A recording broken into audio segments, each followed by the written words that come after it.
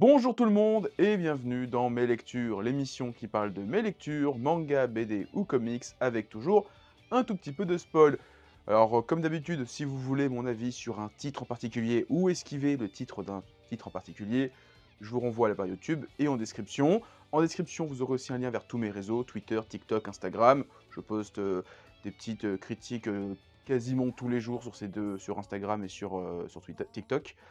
Voilà, on arrive un petit peu au bout de ce gros marathon du mois de juillet donc de Japan Expo. Ça faisait 2 ans qu'il n'y avait pas de Japan Expo et donc le mois de juillet était un mois un peu plus calme. Là, c'est devenu un gros mois avec beaucoup de sorties, quelques avant-premières, notamment Baki et Karakuri Circus, dont j'ai fait un manga chaud. Mais voilà, c'est pas le sujet de cette vidéo.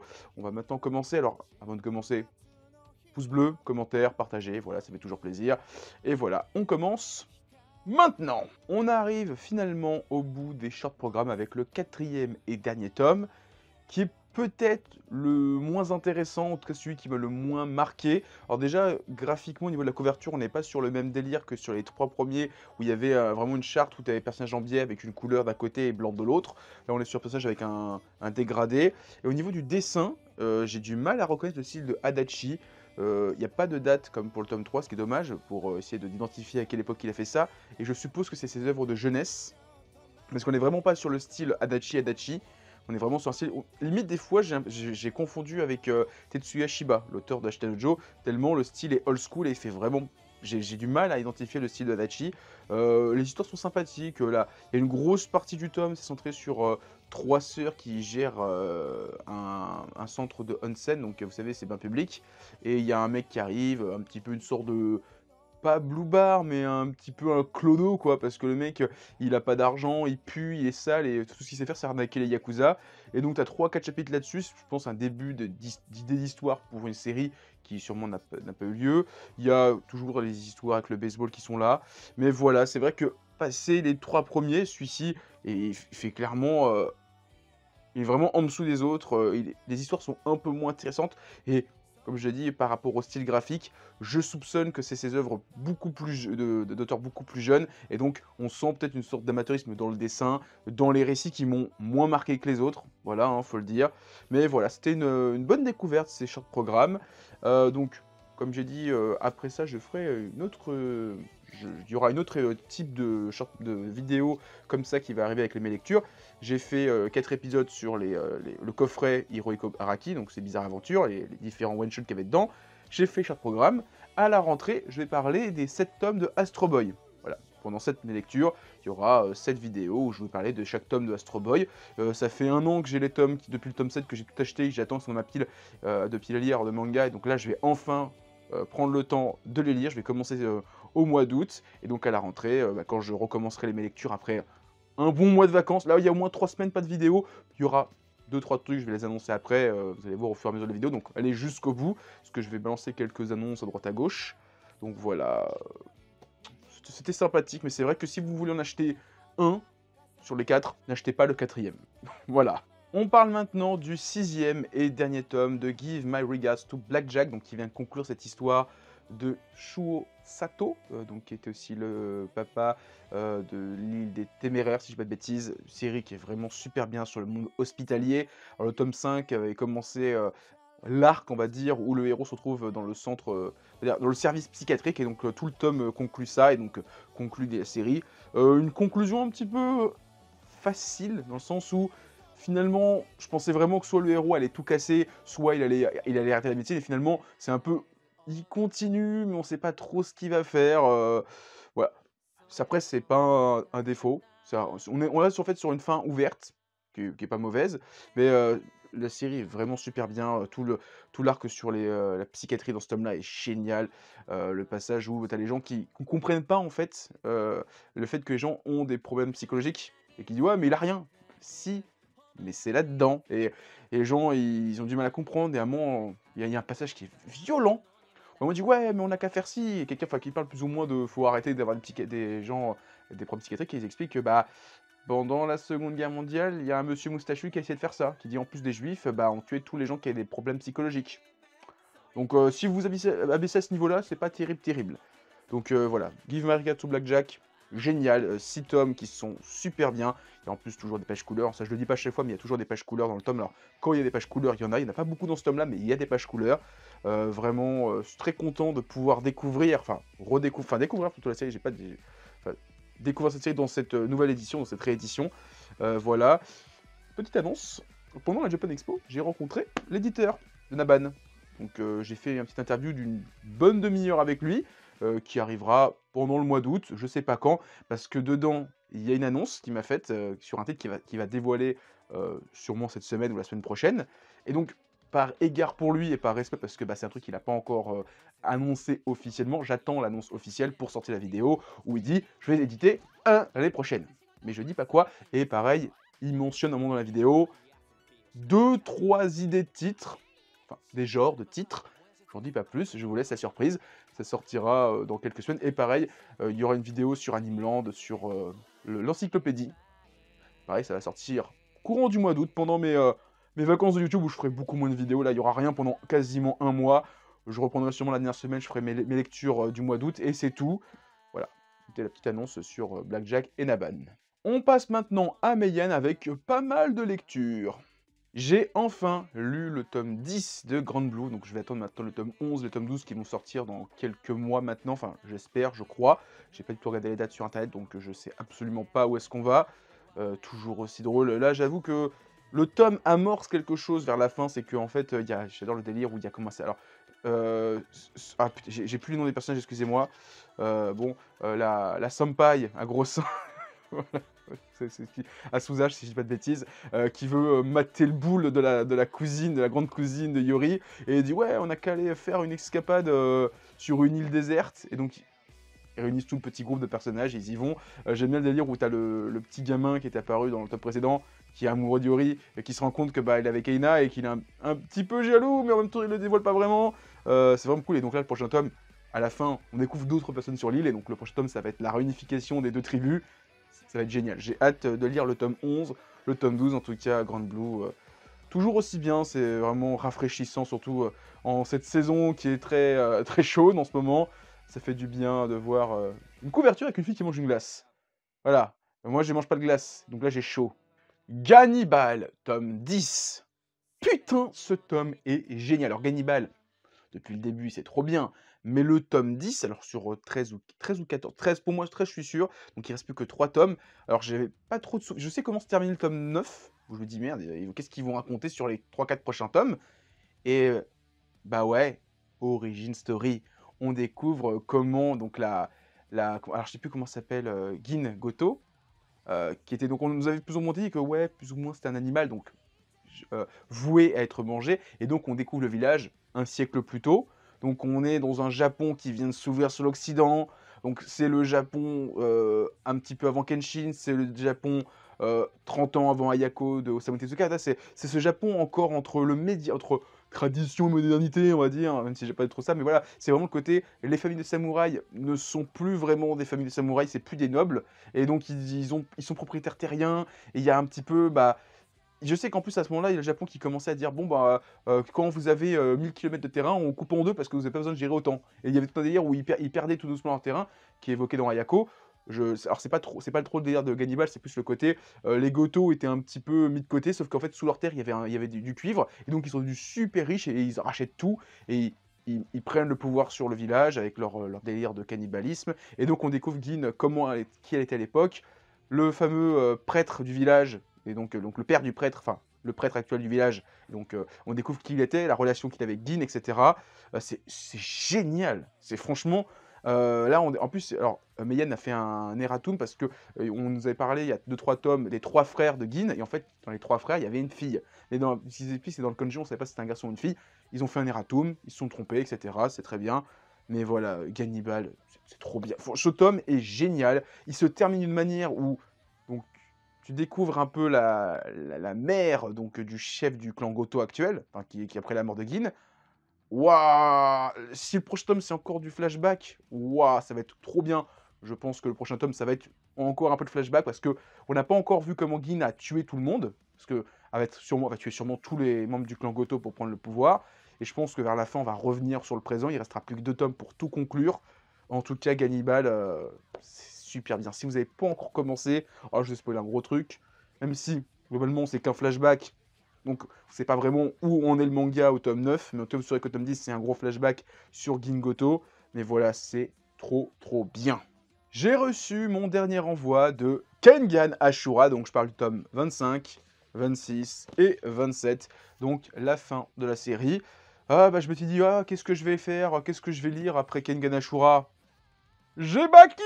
Voilà, donc Baki sera pour moi le parfait substitut à Kengan, parce que c'est vraiment dans le même délire de grosses bastons, même si graphiquement Baki a 20 ans de plus que Kengan Ashura, donc qui est beaucoup plus moderne dans son trait et dans son rythme, etc.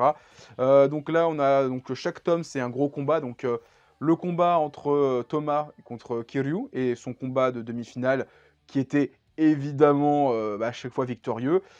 Kiryu, finalement, un peu de... Alors surtout par rapport au tome 26-27, je vais évoquer après. Donc je vous spoil le tome 26, donc le combat entre Kuroki, donc la lance, donc ce monsieur-là, la lance démoniaque, face au croc de Metsudo.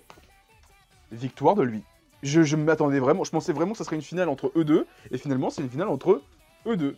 Entre Oma et Kuroki, qui se révèle être en fait plus ou moins un cousin éloigné du style Nico de Thomas, de Oma, ce qui fait que, comme je dis, hein, le combat entre Kiryu et Oma aurait été logique. En plus, ça aurait été ouf de voir Kiryu vaincre un clan, enfin un cousin en termes de technique, de style de combat, et après affronter Kiryu dans un combat final. Mais le combat entre eux deux est vraiment cool. Surtout, bah, la finalité que je cache est vraiment bien. Il y a un petit délire qui avait été évoqué sur le patron du groupe Nogi, et qui a les liens avec Yamashita. Ça sort de nulle part, mais c'est trop bien, enfin, de rattraper tous ces bouts de ficelle, etc. Pour comment Yamashita il est aussi doué, etc. Vraiment bien. J'ai trop aimé, à la fin de la deuxième demi-finale, avec la réaction du grand président du tournoi Kengan. J'aime bien sa réaction. Et bon, par contre, peut-être bémol, la conclusion fait très Ashitanojo. Je trouve que peut-être les gens diront, oh c'est trop bien, c'est génial. C'est la fin d'Ashitanojo en fait. Moi j'ai pas trouvé ça exceptionnel. Enfin, très bien. Même si de ce qu'on m'a spoilé de Kengan Omega, ça fait relativiser. Et en plus, à la fin de ce tome-là, qui est un peu plus fin que l'autre, qui a un poil, je pense qu'il manque un chapitre, on nous utilise déjà Kengan Omega parce qu'on nous dit « Oui, maintenant que je suis le seul héritier du style Nico, je vais sortir de l'ombre. » Et donc, To Be Continued, Kengan Omega, qui, je pense, arrivera dans pas longtemps chez Meian. Je sais, j'ai pas les chiffres de vente de Kengan Ashura, mais si ça s'est bien vendu, ou assez bien pour faire la suite, et au moins dire ça c'est assez bien vendu pour qu'ils disent on achète Baki, ils peuvent faire Kengan Omega. Pour moi, clairement, Baki, Kengan Omega était Kengan Ashura était un test pour Baki. Si ça se vend bien, on peut tenter Baki. Si ça se vend mal, Baki, on met de côté. Je pense qu'il y a Baki, donc Kengan Omega, on va la voir. Je pense qu'ils attendent que la série avance un peu plus, voire se termine au Japon, pour nous proposer un abonnement, la suite de Kengan, l'abonnement Kengan Ashura en Kengan Omega. J'espère qu'ils feront le tome 0, qui est souvent évoqué, donc j'espère que ça va sortir. Ce qui est un peu dommage, ça aurait été bien que le tome 0 soit livré en même temps que le tome 27, comme ça on aurait pu avouer, parce que moi clairement, j'ai mes 3 coffrets, il y a de la place dans le dernier, je mettrai le tome 0 avec le tome 27, hein, comme ça il y aura pile le même nombre de tomes. En tout cas, Kengan Ashura, un très grand plaisir à lire, vraiment une très bonne série. Si vous voulez de la bagarre, de la baston, lisez Kengan Ashura. On parle maintenant de Mieru Kocha-in's Life of Horror, donc le 5e tome. Donc ça fait depuis le tome 4 qu'on a dépassé vraiment bien l'animé, parce que l'animé se termine avec le délai des 3 fois. Et donc là, ça fait depuis le tome 4 que les 3 fois sont passées pour Miko. Voilà, sympathique. Il y a un nouveau personnage qui apparaît qui a l'air d'être bien dangereux et bien puissant. À voir la suite en tout cas. J'ai pas grand chose à dire sur Mieru Kocha. Ça se laisse lire, mais c'est vrai que sur le long terme, j'ai peur que la série commence déjà assez... Enfin, c'est sympa, visuellement, je trouve ça vrai. Les créatures sont stylées, mais c'est vrai que l'histoire tourne au bout d'un moment un petit peu en rond. Et je trouve que ça a du mal. Le délire avec les trois fois, je sais pas où ça va en fait. Et comme je sais pas où ça va, j'ai du mal à me dire que... Est-ce qu'après ça, il y aura encore une suite? Est-ce que c'est la fin de la série? Où va la série? En plus, avec le rythme qu'il y a, qui est... Enfin, j'ai acheté la série il y a au début de l'année, j'ai un tome en plus. Ça met un peu de temps à avancer, mais bon, ça c'est la faute au Japon. Voilà, en tout cas, c'est sympathique. C'est pas un je vous recommande pas la série, c'est sympathique. Moi, je poursuis parce que j'étais curieux de découvrir la suite avec l'animé. Mais en tout cas, Mihouro-chan, voilà, pas grand-chose à dire. On parle maintenant de Kana avec pas mal de petites choses là encore. Tout d'abord, le 24e tome de Fire Force. Je suis très content que Kana accélère son rythme. Comme j'ai dit, j'ai lu l'intégrale il n'y a pas longtemps. Quand je me suis refait l'animé, j'ai lu le manga derrière, c'était génial. J'irai jusqu'au bout du manga parce que le manga vaut vraiment le coup. Donc dans ce tome-là, on a l'entracte, on va dire, entre l'arc précédent, où on avait des révélations sur un nouveau pilier des flammes. Je sais plus comment c'est exactement, l'Adora Burst. Je sais plus si c'est exactement, parce que j'ai plus les termes en tête. Et après, on part sur un nouvel arc, tout doucement, avec l'arrivée de ces fameux grands piliers un peu partout autour de l'Empire, qui commencent à émerger. Et donc la 3e division qui va intervenir. Cap de fin là-dessus. Voilà. Il y a aussi Arthur qui a récupéré sa nouvelle lame, qu'on voit dans la couverture, qui est vraiment stylé. J'ai hâte de voir le grand combat entre Arthur, son combat ultime dans la série. Ça va être génial. Maintenant, on parle de Undead Unluck, tome 6. Très bon tome, encore une fois. On est toujours... Enfin, là, on termine l'arc de l'automne. Enfin, automne, enfin, en anglais, hein, l'automne, hein, voilà. Il n'y a rien de compliqué.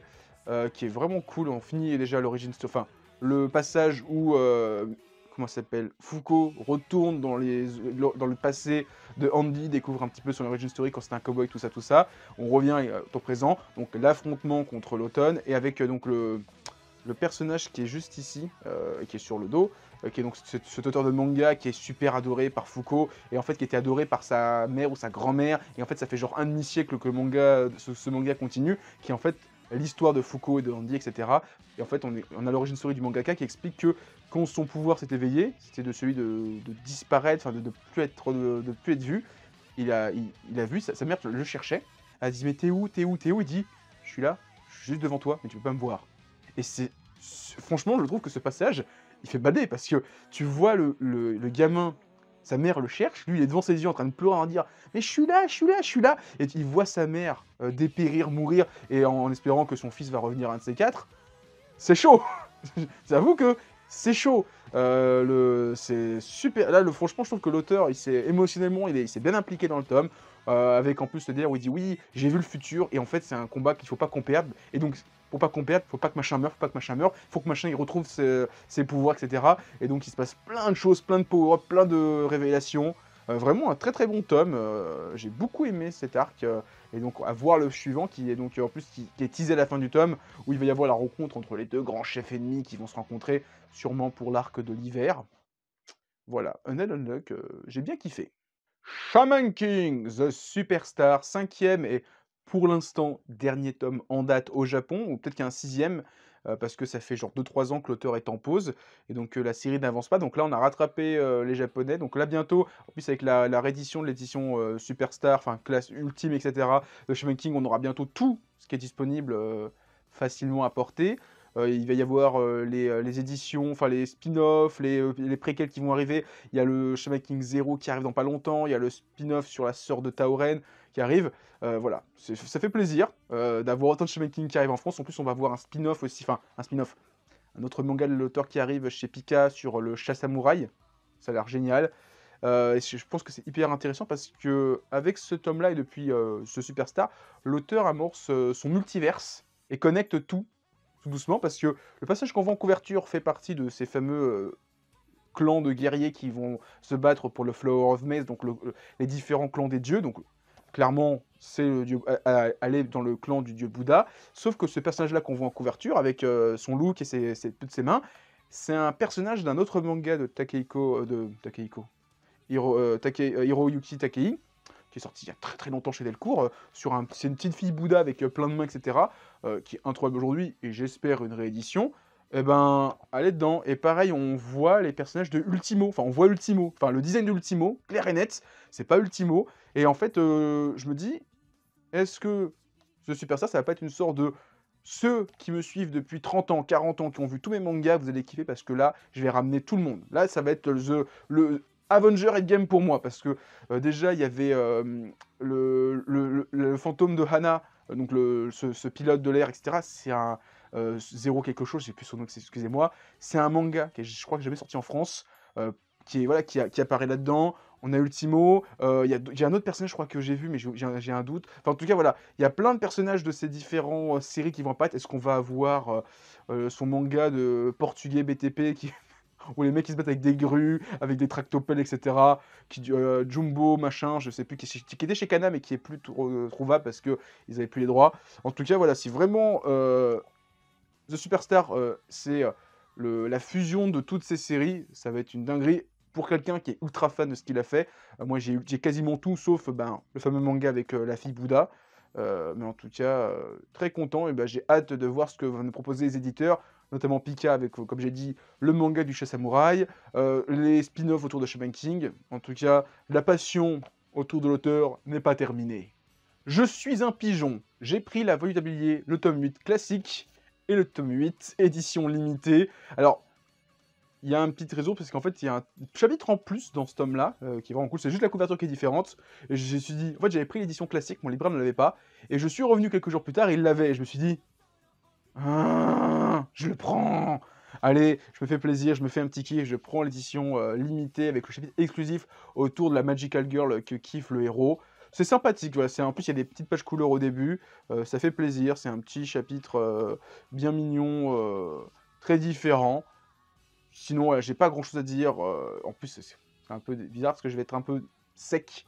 C'est que je trouve que la voie du tablier, je pense m'arrêter au tome 10 parce que pareil, un petit peu comme Iruko, ça commence à tourner un peu en rond. Les blagues sont drôles, mais au bout d'un moment, le délire fait que bah, tu ne vas pas suivre ça sur 40 tomes. Je pense que je vais m'arrêter à un compte rond. Tome 10, je m'arrête.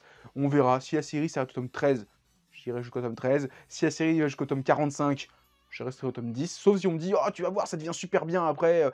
L'auteur, il chamboule tout. J'y crois moyen.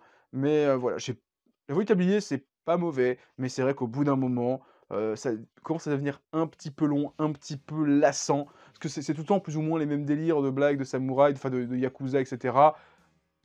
Autant, on va dire, il y aurait ce délire qu'il y a eu dans la série live, où ils ont une fille. Ça serait hyper intéressant. Là, franchement, si on me dit au tome 9, sa copine elle est enceinte, et donc ça va chambouler leur vie parce qu'il va y avoir une personne en plus, je me dis, là ouais, je continue, ça m'intéresse. On renouvelle un peu les enjeux, on commence à changer un petit peu, on rajoute un délire en plus. Tant que ça n'arrive pas, j'ai du mal, on va dire, à m'investir pour continuer la série, en tout cas sur 15-20 tomes. Yawara, tome 9, donc c'est le tome de la bagarre, donc c'était déjà un petit peu dans le tome 8, c'était pareil, avec donc on était à l'université de Yawara, où son grand-père avait créé un petit club enfin un club de judo a été créé, son grand-père coachait plus ou moins tous les membres, et donc là on continue là-dessus avec le tournoi contre une école, enfin plusieurs écoles, et donc c'est un tournoi un peu bizarre, parce qu'en fait c'est, tant que tu gagnes, tu restes sur le ring. C'est fait comme ça, ce qui fait qu'il y a certains moments où certains membres du club, bon, on va dire, deux ennemis brillent, hein. Il y a celle qui est un petit peu, on va dire, on va peut-être m'engueuler si je dis ça, mais un petit peu féministe sur les bords, dans le sens où elle s'est fait égaler son copain et elle a un peu la haine contre les mecs, donc là je dis un peu féministe sur les bords. Il y a celle qui est toute maigre, un petit peu timide, qui aussi prend du lagnac, et il y a celle qui est toute ronde, autant celle qui est une pin-up, elle sert à rien, à part faire saigner du nez tout le monde, elle sert pas à grand chose, et ouais, c'est super intéressant, enfin, ouais, c'est intéressant, il y a des enchaînements, on voit beaucoup de bagarres, pas trop Yawara finalement, elle est un petit peu en retrait dans ce tome-là, mais en tout cas, voilà, c'est toujours un petit plaisir à lire Yawara.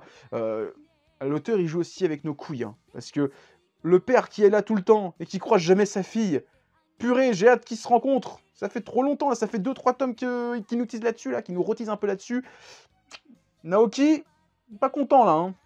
Et on va finir avec beaucoup de choses parce que j'ai du nueve. J'en ai beaucoup trop.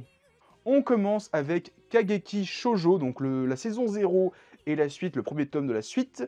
Alors, vite fait, la saison 0, c'est un peu le pilote, la rentrée scolaire.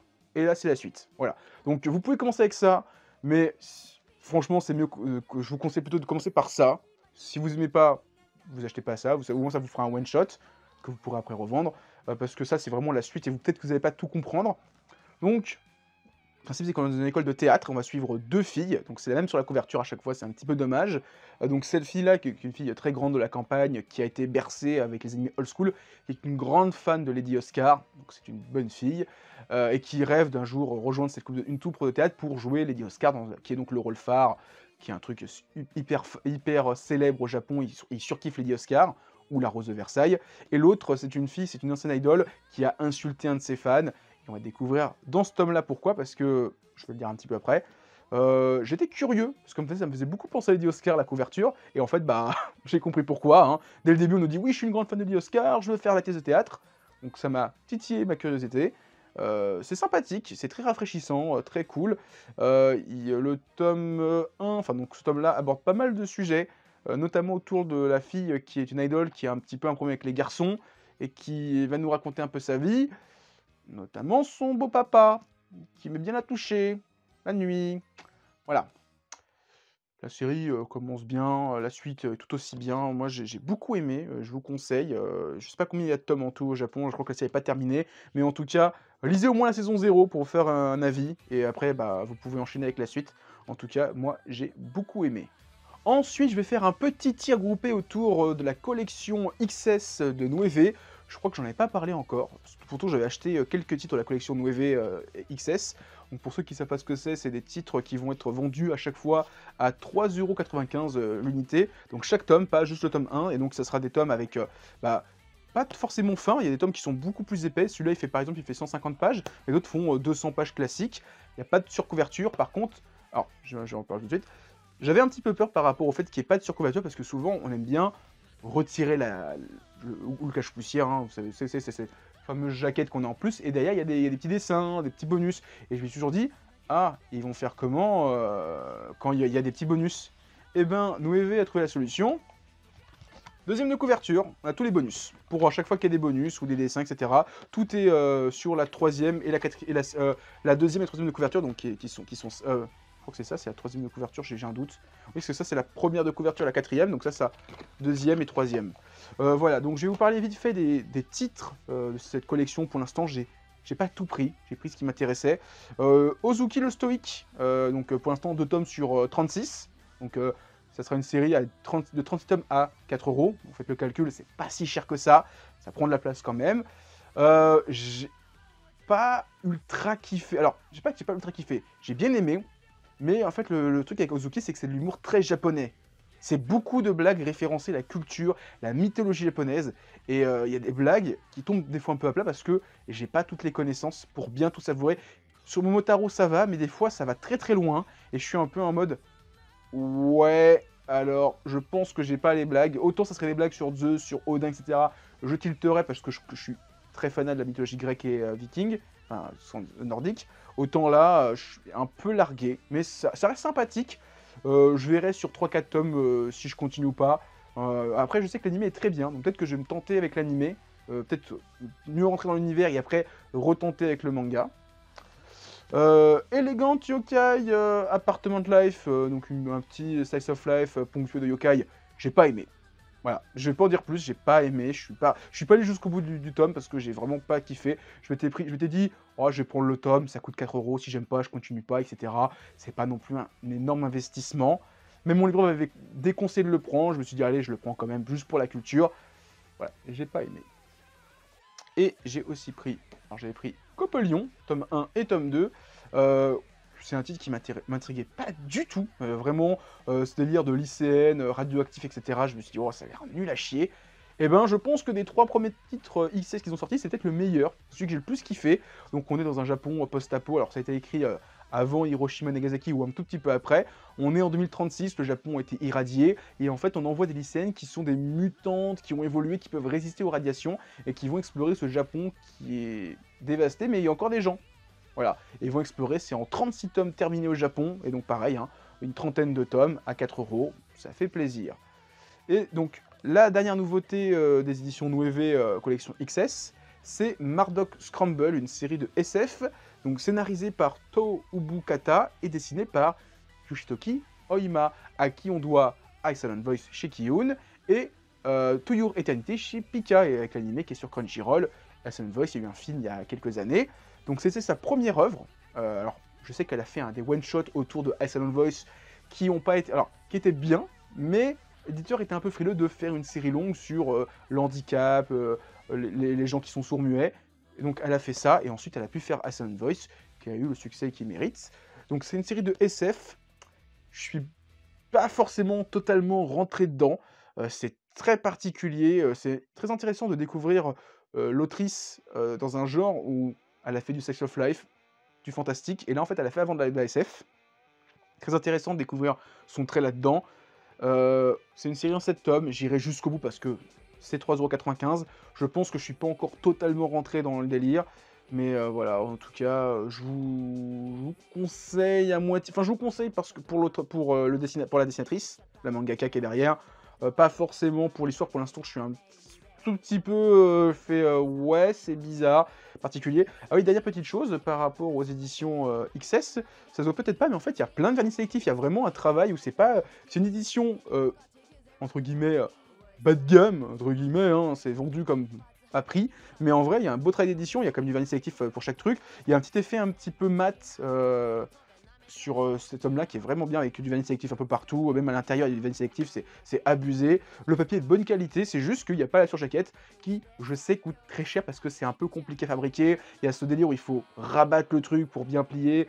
Je crois que c'est ce truc qui coûte le plus cher en fait. C'est ça qu'il y a beaucoup de pays étrangers qui le font pas parce que au moins ils font des économies, alors qu'en France, nous, on va absolument l'avoir. Et je trouve que Noévé, avec le délire des troisième et deuxième de couverture, ils ont trouvé un parfait palliatif.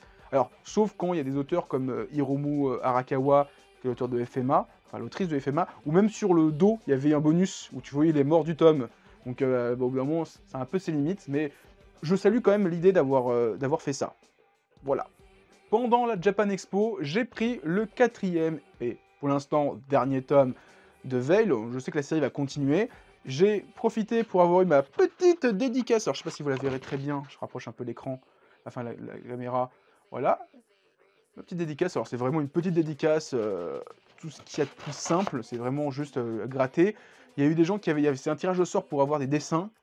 Alors j'ai vu les dessins, sans être médisant, c'est à l'image de ce qu'on a là-dedans, c'est vraiment très dans l'artistique. C'est vraiment, vous savez, c'est un peu comme quand il y a les stylistes qui font leur robe. C'est trois traits, c'est un peu pareil le dessin, donc c'est pas un reproche.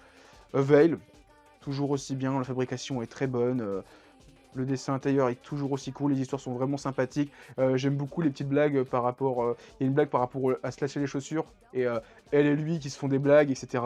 Voilà, c'est sympathique, Veil, c'est dans la droite lignée des 3 premiers tomes, il n'y a rien de nouveau, rien de transcendantal, mais c'est toujours aussi bien gratté, enchaîné des petites scénettes avec des gros dessins, des beaux artworks. Vraiment, c'est ce que Mauvais fait de plus beau en termes d'ouvrages, c'est des ouvrages qui sont super beaux, avec enfin, c'est pas un sélectif, c'est du marquage à chaud, c'est vraiment super tome. Alors, je suis juste un petit peu déçu, c'est qu'à la Japan Expo, il n'y avait que le tome classique, il n'y avait pas l'édition collector. Moi qui avais acheté pour l'instant les 3 premiers tomes en collector, est-ce que je vais repasser la caisse pour acheter le tome 4 collector? Je sais pas encore. Mais en tout cas, voilà, c'est le seul petit défaut qu'il y a. C'est juste dommage qu'il n'y avait pas le tome collector, parce que je pense que tout le monde aurait acheté le tome collector comme tout le monde le fait habituellement. J'ai aussi acheté en avant-première la Japan Expo. Alors, je sais pas quand est-ce que le titre sort exactement. Pourtant, il va sortir, hein, il est imprimé, il y a les tomes. Alors, en plus, ça doit faire longtemps parce que dedans, il n'y avait pas les. Vous savez, maintenant, Noévé, faut couper un petit bon ici pour avoir des points et les échanger à la Japan Expo pendant les festivals. Là, il y avait encore le petit marque-page en papier, comme on avait pour les premiers tomes, qu'ils ont arrêté parce que ça coûtait trop cher. Donc, ça doit faire très longtemps qu'il a imprimé la pomme interdite. C'est ça, c'est la pomme interdite? Pomme prisonnière. Donc c'est de Kenji Tsuruta, j'allais dire Tsurata, qui est l'auteur de Emanon, donc les 3-4 tomes de Emanon chez Kiyun. Une autre série en 2 tomes qui n'est pas terminée chez Kiyun aussi, donc j'ai oublié le nom, et un autre titre qui est chez Casterman, donc que j'ai pas. Donc j'étais très content de redécouvrir, enfin de découvrir l'auteur dans un titre un peu plus... bon, je veux dire, un peu plus non. C'est à l'image de ce qu'il fait dans Emanon, où tu as une jeune fille souvent à poil. Là, sauf que là, c'est le tome entier, le personnage est à poil. Je sais pas comment je vais faire pour mettre mes images ici, parce que je crois qu'il y a très peu de pages où la fille a des pales à tout falaire. Ou alors, des fois, on voit ses fesses. c'est peut-être soft, mais voilà. Donc il y a ce côté très libertin dans cette série, dans ce tome, dans ce one-shot, où donc on va suivre une fille qui aime bien les chats, qui est souvent avec des chats qui cachent ses parties génitales, et tu la vois quasiment tout le temps à poil se promener, la faufoune à l'air. Des fois, elle va rencontrer un garçon, ils vont faire ce qu'ils ont à faire entre eux. Vraiment j'ai vraiment beaucoup apprécié. C'est vraiment un super one-shot. Très content de de découvrir un nouveau titre de l'auteur, un auteur que j'aime beaucoup. Alors, j'ai eu un petit peu honte, c'est quand j'étais à Japan Expo, j'étais avec quelqu'un que je connaissais, et j'ai confondu avec l'auteur des Enfants de la Mer, pour ce trait un petit peu, voilà, alors que pourtant, visuellement, il y a rien, y a rien en commun. Je sais pas pourquoi, j'ai mélangé les deux auteurs, Daisuke Igarashi, si je dis pas de bêtises, qui va arriver dans pas longtemps chez Delcourt Tonkam. Ils vont rééditer Les Enfants de la Mer, ça fait très plaisir. Voilà, en tout cas, je vous conseille, si vous le voyez en magasin quand ça va sortir officiellement, prenez-le, c'est vraiment un bon titre. Par contre, c'est pour public averti parce que vous allez voir, enfin, il n'y a rien de violent, mais c'est juste que bah, vous donnez pas ça à un gamin parce que voilà, il va voir une fille à poil H24. Donc c'est pas conseillé aux plus jeunes. Je pense que fin collège, c'est bien. Et on finit avec The Five Star Stories, donc de Mamoru Nagano, donc qui est un titre qui était très attendu par les fans, les gens se sont rués dessus à la Japan Expo, les gens se sont battus pour l'avoir. Non, je déconne, je connaissais pas. Clairement, The Five Star Story, je connais de réputation, je sais que les gens disent c'est un truc de ouf, il faut que ça sorte en France, c'est un truc de méca de malade. Je n'ai pas vu l'animé ou les OAV ou les films qui sont sortis au Japon, qu'on a peut-être eu en France, je sais pas. Je connais le manga de réputation, c'est tout. Et donc j'étais très curieux, j'ai pris le tome par curiosité, pour savoir un peu la légende. J'ai pas que j'ai pas aimé, mais j'ai pas tout compris. Et c'est un petit peu ce délire de série de mecha où il y a un gros délire géopolitique, où je pense que tu comprends pas forcément tout la première fois, il faut le relire une seconde fois. Donc je vais sûrement le relire une deuxième, peut-être une troisième fois. Alors après, j'ai pas tout lu, j'ai pas lu les petits... j'ai pas tout lu en entier, les petits... Au début, il y a des explications sur les personnages. J'ai lu les 2-3 premiers, après je dis bon, ouais, j'ai envie de lire le manga, j'ai pas envie de passer 3 plombes à lire ça. Il y a pas, il y a à la fin, il y a 20 pages d'explications de l'univers, il y a une interview, il y a un petit dictionnaire sur les terminologies que j'ai pas eu le temps de lire. Et je pense que si je le lis et que je relis le manga, je vais me dire ah ouais, c'est bien plus clair. Après, visuellement, c'est très bien gratté. Alors, on sent ce côté vieille série des années 90 qui me fait penser un petit peu à Vision d'Escaflowne avec ses personnages tout longilines, tout éphèbes, voilà, t'es des sucettes, etc. On sent ce côté nez pointu qu'il y avait dans Escaflowne. Mais voilà, c'est vraiment bien. Et pareil, encore une fois, Noévé fait du très bon boulot. Il y a un petit effet zébré en fait sur la couverture, je sais pas si ça se verra bien, mais en fait déjà c'est brillant, mais en fait si on touche, c'est plein de petits traits en fait qu'on peut toucher, et derrière il y a un petit vernis sélectif qui ressort, qui est vraiment super bien. Ils ont encore une fois fait du très bon boulot sur les tomes qui coûtent 15 balles, qui sont en grand volume, en grand format, enfin en format intermédiaire. Ils font de l'excellent boulot. Déjà, ils font du bon boulot en règle générale en termes de couverture, et quand les bouquins sont un peu plus grands, c'est un régal. Voilà, c'était mes lectures. Alors, je n'ai pas parlé d'Astérix parce que vu la quantité de mangas, je me suis dit, je vais pas en parler aujourd'hui, ça va être beaucoup trop long. Déjà que la vidéo va être très longue. La semaine dernière, celle de la semaine dernière était déjà, c'est quasiment 40 minutes. Je me dis, j'ai pas envie de faire encore une vidéo de 40 minutes. Donc voilà, j'ai essayé de réduire un petit peu, mais j'en reparlerai à la rentrée quand je vais revenir au fin août, début septembre. Ne vous inquiétez pas. De toute façon, il reste que quelques tomes. En plus, c'est les derniers, c'est les moins intéressants. C'est ceux où il y a plus le scénariste, il n'y a plus d'Erzo, il n'y a plus que Goscinny. Non, c'est ça, c'est. Oh, je sais pas, j'ai un doute, je mélange toujours les deux. Ah bon, vous m'avez compris. Donc, déjà, voilà, je suis un peu moins hype à lire la suite. Mais en tout cas, voilà. J'espère que ça vous a plu. Pensez à mettre un pouce bleu, à laisser un commentaire, à partager. Ça fait toujours plaisir. Hein. Vous connaissez la rengaine. Et bah, moi, je vous dis à dans quelques semaines. Je me repose un petit peu. Je mets le YouTube. Je prépare quelques grosses vidéos pour la rentrée. Je ferai peut-être une annonce aussi. Je vous expliquerai un peu l'évolution de la chaîne un petit peu. Parce que Mangaverse va se mettre un petit peu en pause. Et je vais expliquer ça. Mais je pense soit courant du mois d'août, soit à la fin du mois d'août. En tout cas, voilà. J'espère que la vidéo vous a plu. Et bah, moi, je vous dis à plus. Et continuez à lire des mangas. Allez, ciao tout le monde!